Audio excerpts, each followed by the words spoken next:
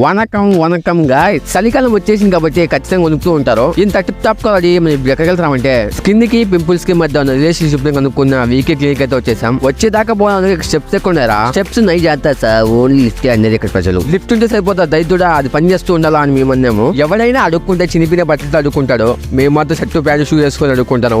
Second floor steps ఎక్కున్నాయని last time మా steps ఉన్నాయన్నాడు, కానీ అవి ఏమన్నా ఎమర్జెన్సీ అయితే ఎక్కి దూకేకుండా కట్టే స్టెప్స్ అనమాట.